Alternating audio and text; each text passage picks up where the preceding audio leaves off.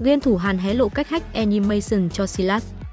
Trong mùa giải 2025 của Liên minh huyền thoại, Riot Games đã chỉnh sửa rất nhiều nội dung xoay quanh Summoner S Rift. Trong đó, một trong những thứ được thay đổi nhiều nhất chính là phép bổ trợ dịch chuyển. Mới đây, cộng đồng game thủ tại Hàn Quốc đã phát hiện ra một tương tác vô cùng thú vị giữa Silas và phép bổ trợ dịch chuyển này. Chi tiết hơn về cách hack animation này, Silas sẽ cần phải lấy một chiêu cuối của đối phương, sau đó kích hoạt chúng và sử dụng dịch chuyển ngay lập tức. Bằng cách này, Silas có thể biến hóa bản thân thành hình dạng của đối phương, ví dụ lấy chiêu của hơ quay thì sẽ biến thành hơ quay trong một thời gian rất dài. Trong nhân dạng mới này, Silas vẫn có thể combo kỹ năng bình thường, tuy nhiên toàn bộ hoạt ảnh kỹ năng của Silas đều sẽ bị giấu đi. Điều này khiến đối phương cực kỳ khó đoán cũng như né kỹ năng của kẻ phá xiềng. Thế nên khi ở trong hình dạng mới, Silas có thể xử outplay đối thủ rất dễ dàng với những kỹ năng vô hình.